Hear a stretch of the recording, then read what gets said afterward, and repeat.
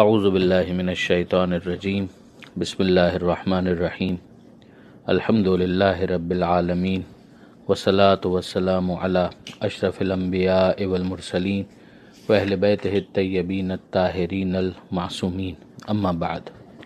سورہ مبارکہ دہر کی 31ویں آیت اس صفحے پر آغاز میں آپ کو نظر آ رہی ہے، مگر اس پر کل ہم بات کر چکے تھے، لہٰذا آج براہ راست سورہ مرسلات پر گفتگو ہوگی۔ قرآن مجید کا 77واں سورہ ہے، 77 چیپٹر، اور یہ 29ویں پارے کا آخری سورہ ہے۔ یہ سورہ مکی سورہ ہے، یعنی حضور صلی اللہ علیہ وآلہ وسلم پر ہجرت سے پہلے نازل ہونے والے سوروں میں شامل ہے۔ 50 چھوٹی آیتیں اس سورہ کے اندر موجود ہیں۔ سورہ مرسلات کو سورہ مرسلات اس لیے کہا گیا کہ ابتدائے سورہ ہی کے اندر پروردگار عالم نے چند قسموں کے ذریعے سے قیامت کے وقوع کے حتمی ہونے پر گفتگو فرمائی ہے، اور آغاز ہی میں ہمیں مرسلات کی قسم نظر آتی ہے۔ ابھی ہم اس کے اوپر بات کریں گے تو اس کا مطلب انشاءاللہ واضح ہو جائے گا۔ آپ نے سورہ رحمان کے اندر دیکھا کہ تھوڑی دیر کے بعد ایک جملہ آتا ہے، فَبِأَيِّ آلَاءِ رَبِّكُمَا تُكَذِّبَانِ، کہ تم اپنے رب کی کون کون سی نعمتوں کو جھٹلاؤ گے۔ ہر چند آیتوں کے بعد یہ جملہ تکرار ہوتا ہے۔ اسی طرح سے سورہ قمر کے اندر ہم نے دیکھا کہ پروردگار عالم نے ایک جملے کو تکرار کیا، لَقَدْ يَسَّرْنَا الْقُرْآنَ لِلذِّكْرِ فَهَلْ مِن مُّدَّكِّرٍ، کہ ہم نے اس قرآن کو نصیحت حاصل کرنے کے لیے آسان کر دیا، تو کوئی ہے نصیحت لینے والا۔ بالکل اسی انداز سے اس سورے کے اندر 10 مرتبہ ایک جملہ ریپیٹ ہوتا ہے، اور وہ جملہ ہے وَيْلٌ يَوْمَئِذٍ لِلْمُكَذِّبِينَ، کہ تباہی ہے، ہلاکت ہے اس دن جھٹلانے والوں کے لیے۔ اب یہ قیامت کے دن کی بات ہو رہی ہے اور قیامت کی تکذیب کی بات ہو رہی ہے، اس لیے کہ مشرکین مکہ کا یہ بہت بڑا ایشو تھا کہ وہ قیامت کے عقیدے کو ایکسیپٹ نہیں کر پاتے تھے۔ تو آپ دیکھیں گے کہ ہر تھوڑی دیر کے بعد کچھ باتیں بیان کی جائیں گی اور اس کے بعد پھر یہ جملہ ریپیٹ ہوگا، تکرار ہوگا۔ بسم اللہ الرحمن الرحیم، سہارا اللہ کے نام کا جو سب کو فیض پہنچانے والا بڑا مہربان ہے۔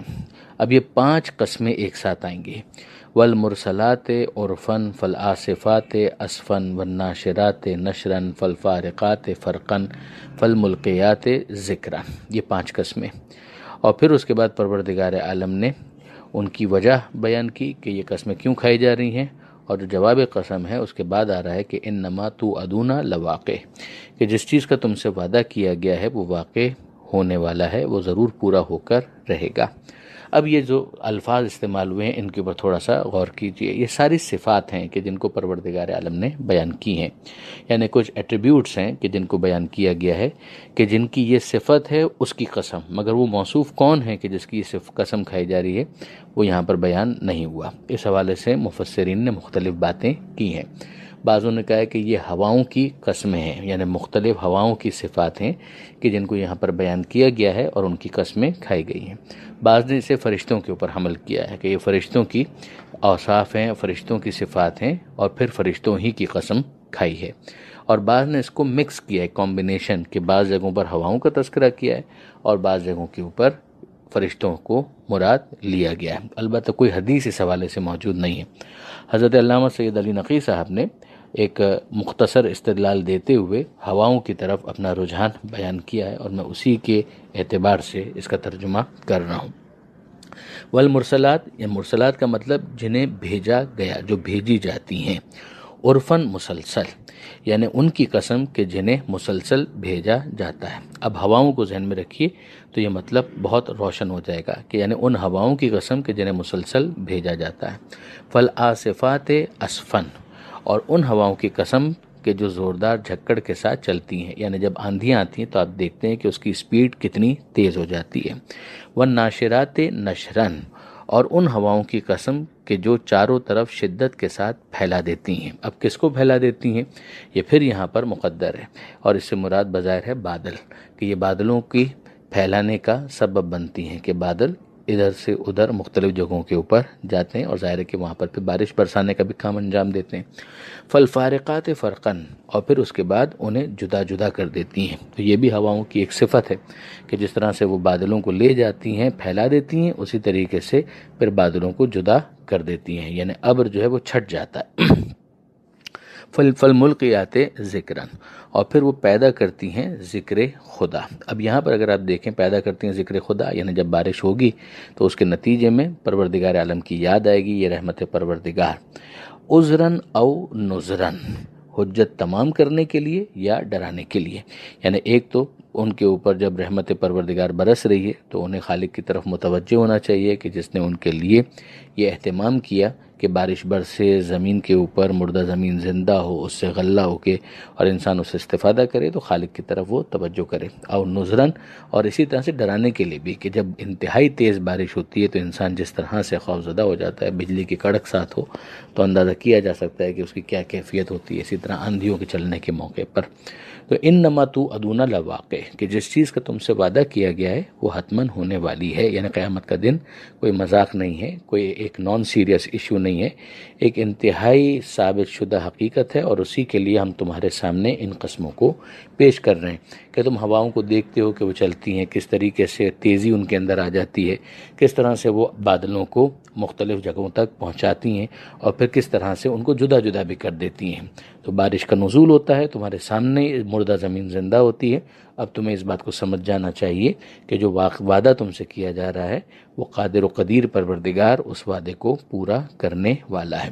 اب اس کے بعد پروردگار عالم نے جو قیامت کے مقدمات ہوں گے جس کے ساتھ پھر قیامت واقع ہو جائے گی، اسے پروردگار عالم نے بیان کیا۔ جو پہلا مرحلہ ہے کہ جس کے اندر چیزیں تباہ ہو جائیں گی، قیامت جو لفظ قیامت ہے اس کے اندر تو قیام ہے، یعنی وہ سیکنڈ فیز ہے، مگر جو پہلا فیز ہے کہ جس کے اندر تمام تر چیزیں ختم ہو جائیں گی۔ فَإِذَا النُّجُومُ طُمِسَتْ، کہ جب ستارے بے نشان ہو جائیں گے، یعنی ستارے بے نور ہو جائیں گے، ان کی روشنیاں ختم ہو جائیں گی، ان کی جگمگاہٹ ختم ہو جائے گی۔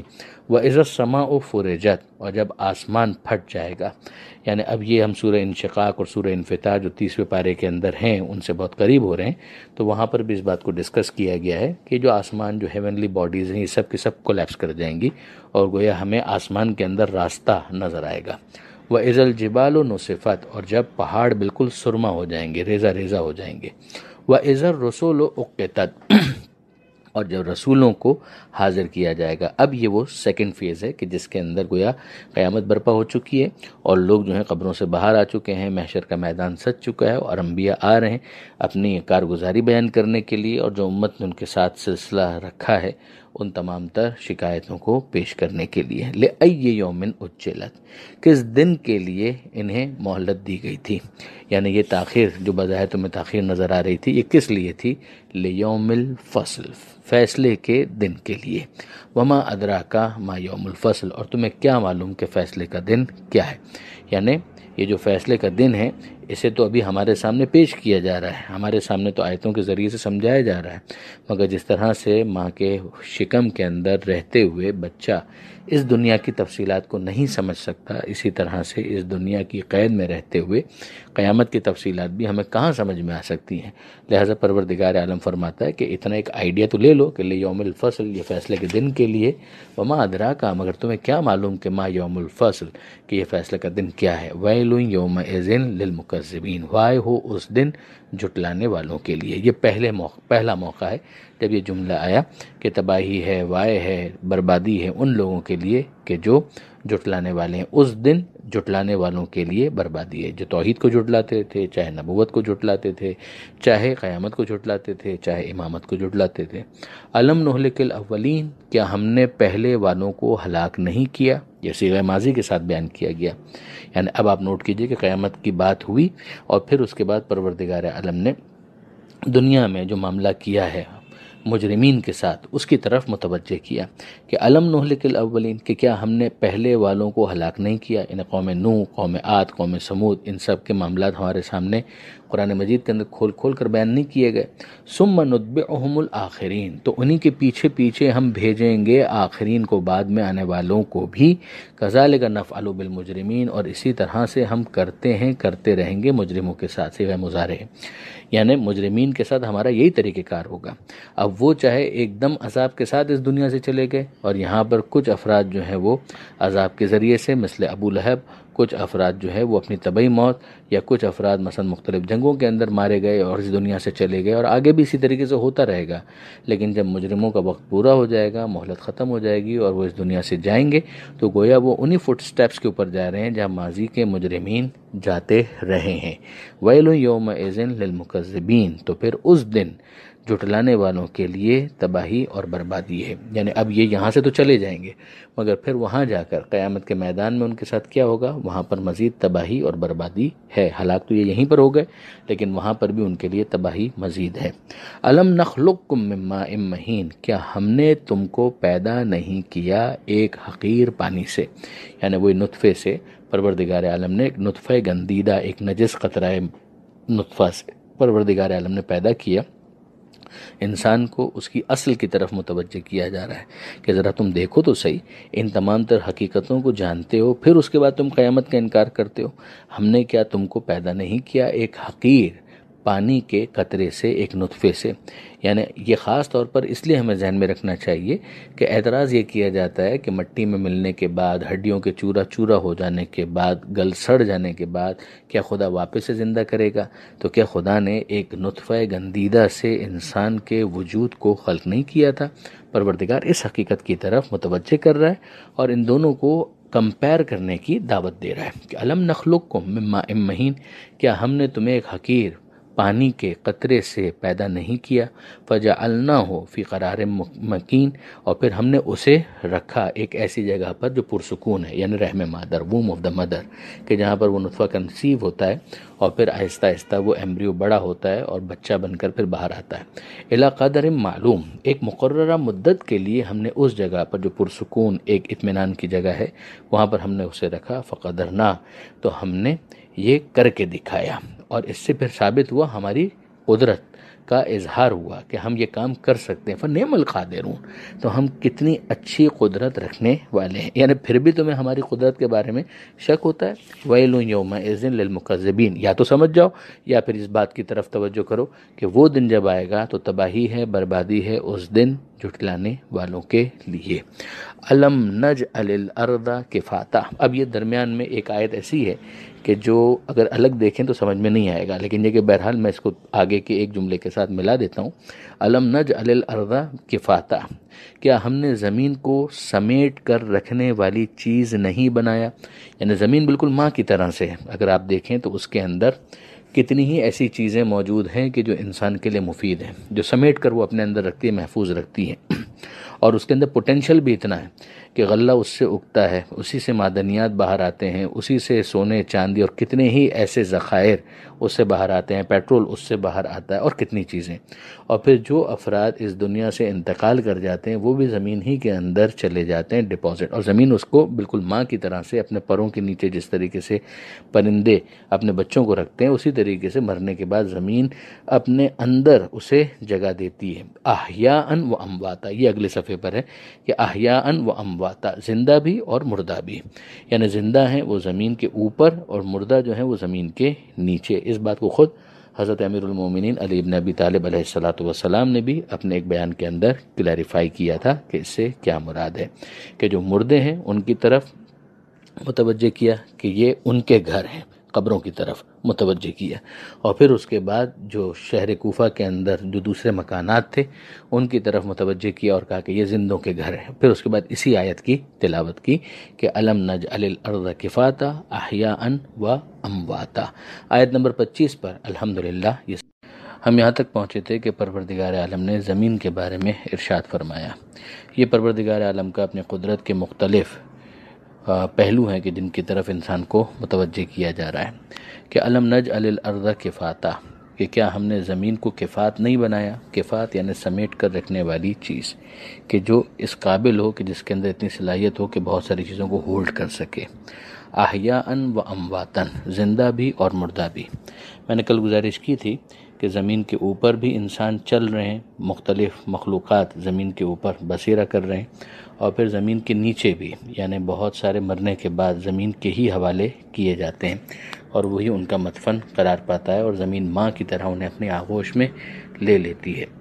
پھر اس کے بعد مزید جو زمین کے حوالے سے انسانوں کو فائدے حاصل ہوتے ہیں ان کی طرف متوجہ کیا گیا کہ وجعلنا فیہا رواسیا شامخات، کہ ہم نے اسی زمین کے اندر بلند اور بالا پہاڑوں کو رکھا ہے، وَأَسْقَيْنَاكُمْ مَاءً فُرَاتًا، اور ہم نے تمہیں سیراب کیا خوشگوار پانی سے۔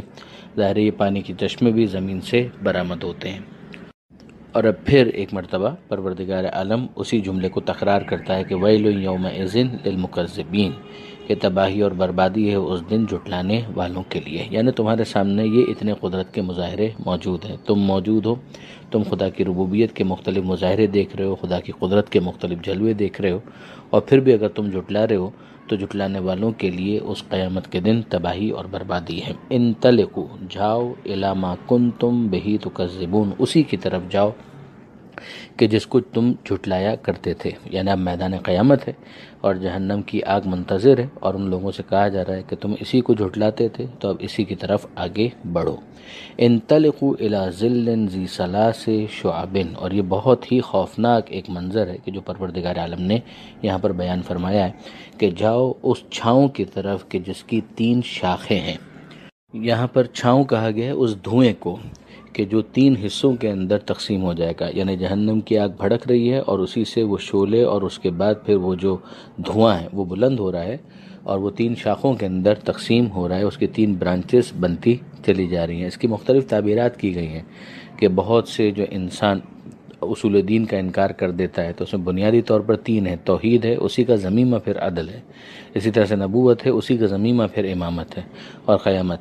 تو یہ 3 جو شاخیں ہیں گویا ان 3 اصولوں کا انکار کرنے کی وجہ سے یہ مختلف تعبیرات ہیں کہ جو مختلف مفسرین نے قرآن مجید کی تفاسیر میں اختیار کیے ہیں، لیکن یہ کہ بہرحال یہ انتہائی خوفناک ایک تعبیر ہے کہ وہاں پر وہ دھواں ہوگا جو بظاہر چھاؤں بھی اگر لگ رہا ہے تو وہ انتہائی پینفل ہوگا، لا ذلیل، اس کے اندر کوئی آرام نہیں ہوگا۔ ورنہ دنیا کے اندر اگر سایہ مل جائے تو انسان اس کی طرف لپکتا ہے کہ اگر دھوپ ہے تو اس کے مقابلے میں وہاں پر اسے پناہ بھی مل جائے اور آرام بھی مل جائے، مگر پروردگار فرماتا ہے لا ذلیل، اس دھوئیں کے اندر، اس چھاؤں کے اندر انہیں کوئی آرام نہیں ملنے والا، ولا یغنی من اللہب، اور نہ ہی یہ جہنم کے شعلوں کے مقابلے میں ان کی پناہ گاہ بن سکے گا، بچانے والا نہیں بن سکے گا۔ انہا ترمی بشرر کالقصر، اور پھر اس کے بعد پروردگار فرماتا ہے کہ وہ شعلے جو نکل رہے ہوں گے، یعنی یہ سب کے سب چنگاریوں کی صورت میں وہاں سے جاری ہوں گے، کالقصر، اور اتنے اونچے ہوں گے کہ جیسے محل۔ اب آپ نوٹ کیجئے کہ دنیا کے اندر بہت سے افراد اپنے سرمایے کی وجہ سے، اپنے مال حرام سے بڑے بڑے محل بنا لیتے ہیں، مگر یہاں پر پروردگار عالم نے قصر ہی سے اسے تشبیہ دی ہے کہ وہ جو شعلے نکل رہے ہوں گے، جس طریقے سے کوئی ہوا کے اندر شعلوں کو اچھال رہا ہو، آگ کی چنگاریاں ہیں جو بلند ہوتی ہوئی نظر آتی ہیں، مگر جو دنیا کے اندر جو شعلے، اگر کبھی کسی تماشا دکھانے والے کو آپ نے دیکھا ہو کہ منہ میں وہ پیٹرول لے کر پھر تھوڑا سا اسے جلاتا ہے اور آسمان کی طرف پھینکتا ہے تو ایک لہر سی نکلتی ہوئی نظر آتی ہے شعلے کی، مگر وہ کتنی ہوتی ہے؟ بہت مختصر۔ پروردگار عالم فرماتا ہے کہ نہیں، وہاں پر جو شعلے ہیں وہ تو ایسے ہیں کہ کالقصر، کہ جیسے اونچے اونچے محل، اتنے طویل اور اتنے بلند اور اتنے بالا یہ شعلے ہوں گے کہ جو بلند ہو رہے ہوں گے۔ پھر دوسری ایک تشبیہ کأنہ جمالۃ صفر، کہ جیسے اونٹنیاں ہوں زرد رنگ کی، یلو کلر کی۔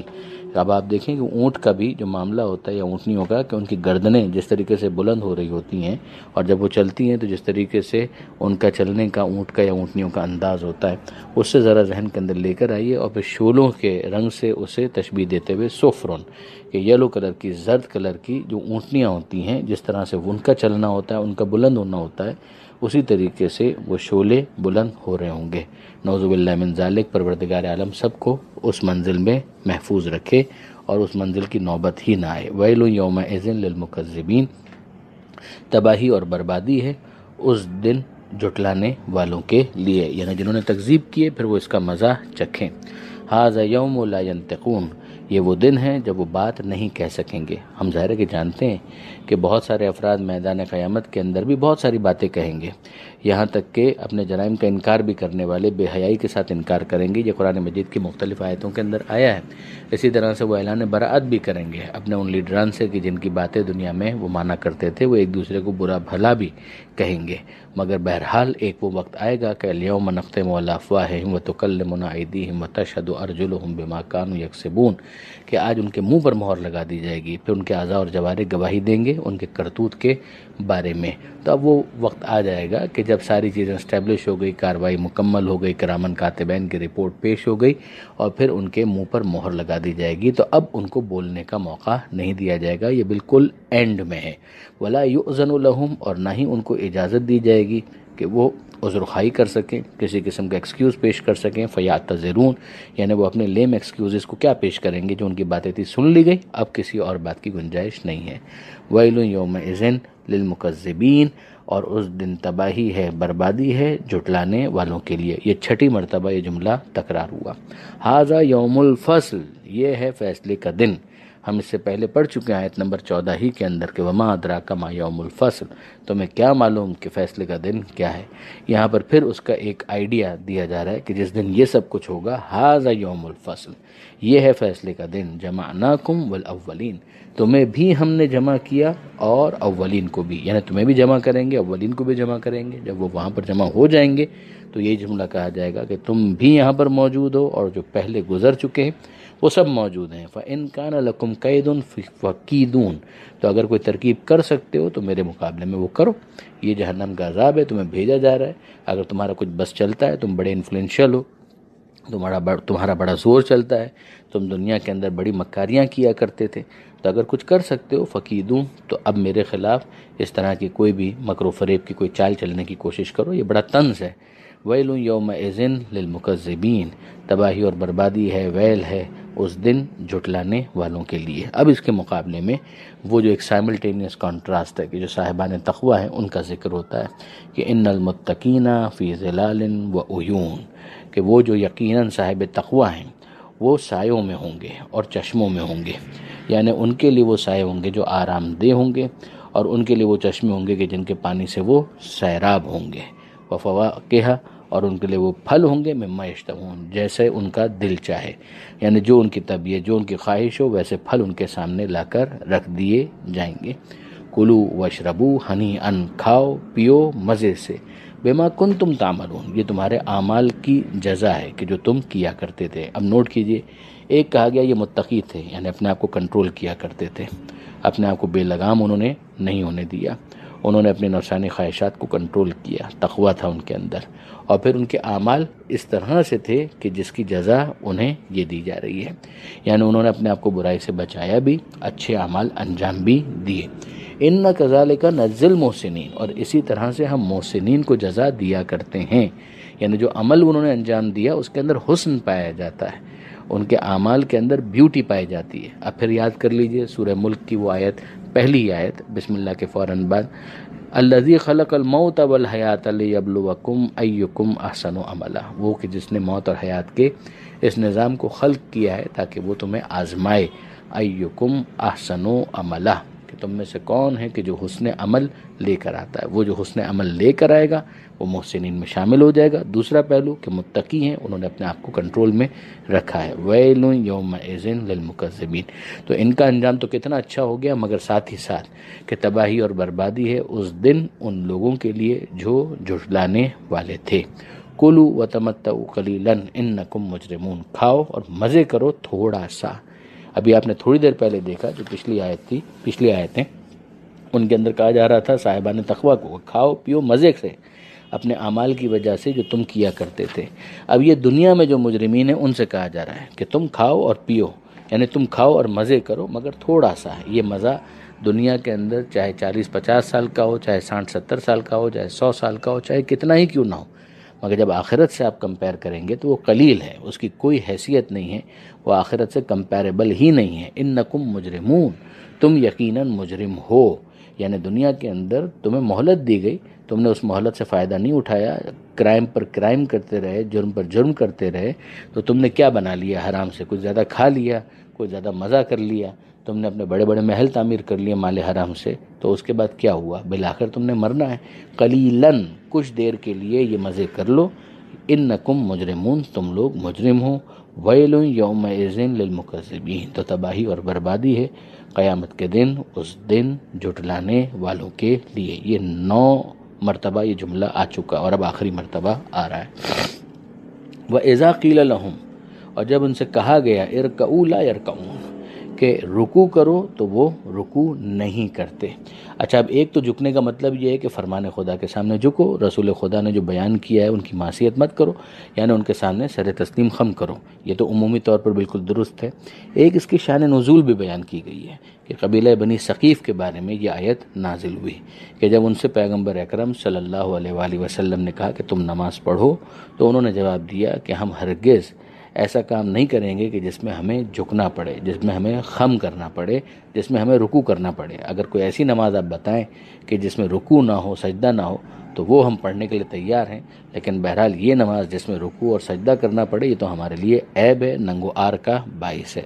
اس پر حضور صلی اللہ علیہ وآلہ وسلم نے ارشاد فرمایا کہ لا خیر فی دین لیس فیہ رکوع ولا سجود، اس دین میں کیا خیر اور خوبی باقی ہے کہ جس کے اندر رکوع نہ ہو اور سجدہ نہ ہو۔ خالق کے سامنے جھکنا، خالق کے سامنے سجدہ ریز ہونا، یہ تو انسان کی عزت میں اضافے کا باعث ہوتا ہے۔ تو گویا اس کو بھی سمجھایا جا رہا ہے اس خاص شان نزول کے اعتبار سے، اور عمومی طور پر کہ جتنی بھی حکم پروردگار عالم کی طرف سے رسول کے ذریعے سے بیان ہو رہے ہیں ان سب کے سامنے جھکو، اور اگر نہیں جھکتے تو پھر واپس یاد رکھو یہ آخری مرتبہ آ گیا کہ ویل یومئذ للمکذبین، کہ تباہی اور بربادی ہے اس دن جھٹلانے والوں کے لیے۔ فبأی حدیث بعدہ یؤمنون، تو کس بات پر اس کے بعد یہ ایمان لائیں گے؟ یعنی یہ بہت ہی ایفیکٹولی کنکلوڈ کیا ہے آخری آیت میں پروردگار عالم نے کہ اس کا امپیکٹ ہونا چاہیے اگر انسان اس پوری ترتیب کے ساتھ پڑھتا چلا جائے اس سورے کو، اور اینڈ اس جملے پر ہو کہ فبأی حدیث بعدہ یؤمنون، یہ بات جو ہم نے بیان کر دی، یہ قرآن جو نازل کر دیا، تو اب اس کے بعد ذرا سوچو اور بتاؤ کہ جس کو ایمان لانا ہے اس کے لیے بہت کافی ہے، اور جو ایمان نہیں لانا چاہتے تو اب اس قرآن کے بعد کون سی اور بات ان کے اوپر نازل کی جائے کہ جس پر یہ ایمان لائیں گے؟ یعنی جو فکر نجات رکھنے والے ہیں ان کے لیے یہ سب کچھ جو نازل کر دیا گیا یہ ایمان کے لیے انہیں کنونس کرنے کے لیے بہت کافی ہے۔ الحمدللہ آیت نمبر 50 پر یہ سورہ مرسلات بھی مکمل ہوا، اور ساتھ ہی ساتھ 29واں پارہ بھی مکمل ہوا، اور الحمدللہ اب ہم آخری مرحلے کے اندر 30ویں پارے کے اندر داخل ہو رہے ہیں۔ کل سے انشاءاللہ سورہ نبا کے اوپر گفتگو ہوگی۔ پروردگار عالم سے دعا ہے قرآن پڑھنے، سمجھنے اور عمل کرنے کی توفیق عطا فرما، اور وارث قرآن امام زمانہ کے ظہور میں تعجیل فرما۔ وآخر دعوانا ان الحمد للہ رب العالمین، والسلام علیکم ورحمۃ اللہ وبرکاتہ۔